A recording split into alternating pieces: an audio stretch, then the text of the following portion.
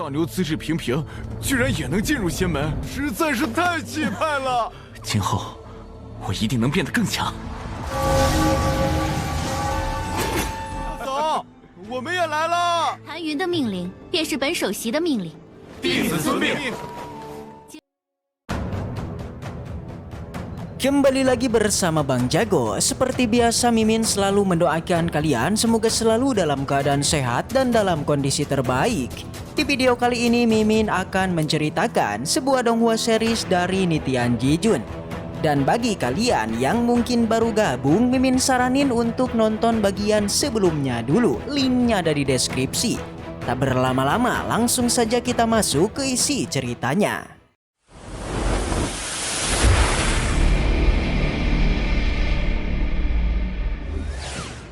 Cerita kembali dilanjutkan yang masih memperlihatkan semua tetua gerbang dalam yang masih merasa kesal. Mereka kesal kepada Tan Yun dan Subing alias gerbang berjasa yang kini telah membawa para murid mereka. Jelas mereka ketar-ketir guys. Mereka takut kepada petinggi gerbang peri dan Suci untuk menjelaskan semua ini.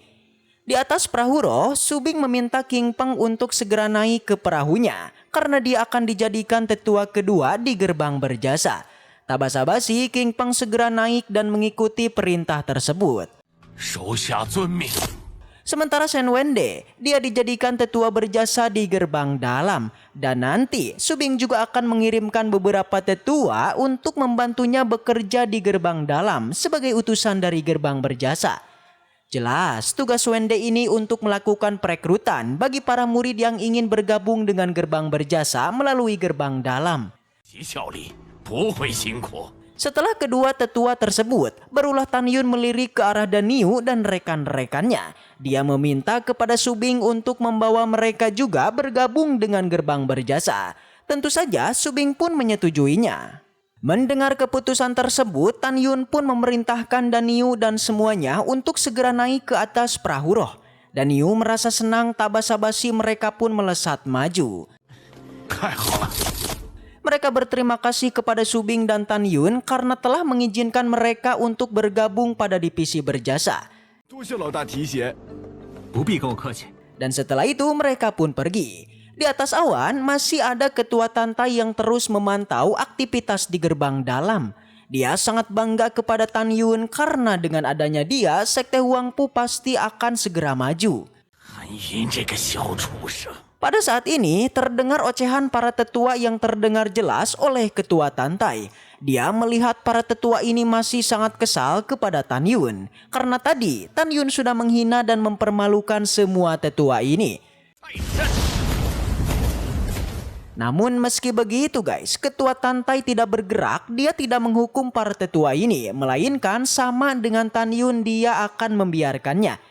Karena toh sesungguhnya membantai mereka juga tidak ada manfaatnya. Jadi di saat ini ketua Tantai masih berbaik hati mengampuni mereka semua, menunggu waktu yang tepat untuk dibantai dan setelah itu dia pun pergi. Scene berpindah pada perjalanan Subing yang menuju ke gerbang berjasa. Daniu dan semua orang mereka sangat kagum dengan gerbang berjasa yang sangat indah. Dia tidak menyangka kalau saat ini dia bisa masuk ke dalam divisi berjasa. Saking takjubnya sampai-sampai Daniu dan kedua rekannya itu terus saja tidak diam, dia terus melirik ke sana kemari melihat pemandangan yang luar biasa. Mereka melihat begitu banyak sekali ramuan obat.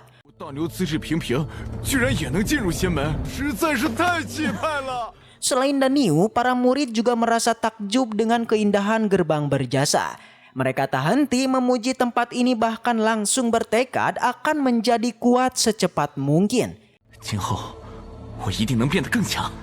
Di perjalanan Subing mulai menjelaskan terkait gerbang berjasa ini. Dia memberitahu nama tempat ini yang adalah Lembah Bingyun Xiangu. Dikatakan tempat ini adalah tempat berlatih bagi para murid di masa depan. Kemudian mereka pun terus berjalan hingga melewati sebuah tempat yang adalah dojo ruang dan waktu. Sama halnya dengan gerbang dalam, gerbang berjasa juga memiliki dojo ruang dan waktu yang tentu saja lebih canggih daripada gerbang dalam. Setelah sampai, Subing memerintahkan kepada semua murid untuk berkumpul di lapangan gerbang berjasa. Sementara King Peng juga diperintah untuk mengumpulkan murid yang lain yang juga diharuskan berkumpul di lapangan gerbang berjasa.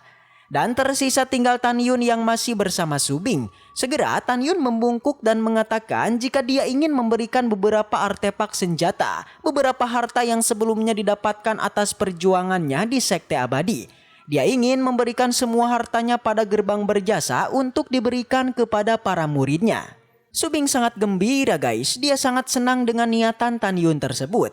Di sela obrolan mereka tiba-tiba suara lonceng pun berbunyi, menandakan bahwa semua murid diharuskan berkumpul di lapangan gerbang berjasa. Semua murid sangat takjub dengan kemegahan dari gerbang berjasa. Mereka yakin jika berlatih di tempat ini, maka hanya dalam waktu cepat saja mereka pasti akan menjadi kuat.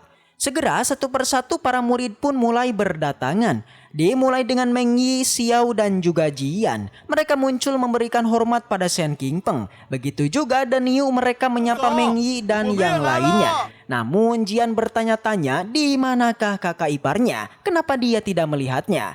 Meng Yi mengatakan jika Tan Yun masih memiliki urusan lain, jadi mereka tidak perlu khawatir dan harus menunggunya. Tak lama dari itu muncullah Wang Puyu yang membuat Jian agak sedikit risih.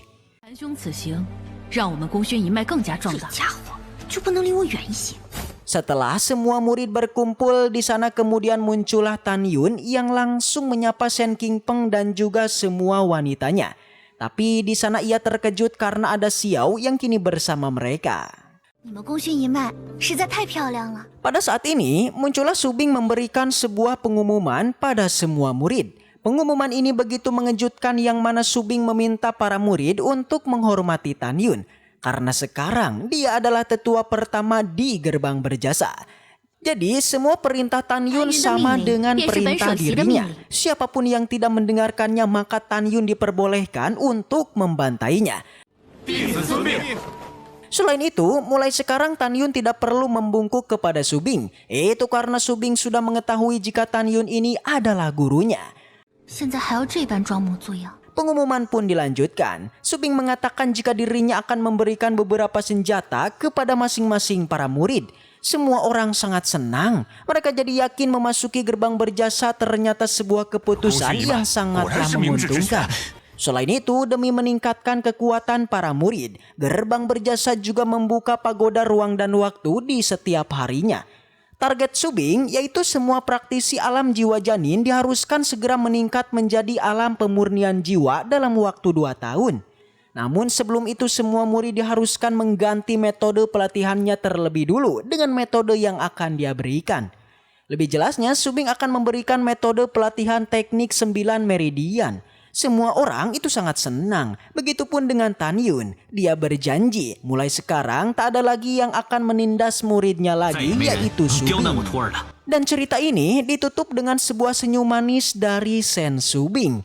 Lalu bagaimanakah kelanjutannya? Maka kita tunggu aja episode selanjutnya di hari Jumat. Baiklah, mungkin segitu aja untuk pembahasan kali ini. Dan semoga kita selalu diberikan kesehatan untuk mengawal donghua ini. Dan sampai jumpa di video selanjutnya.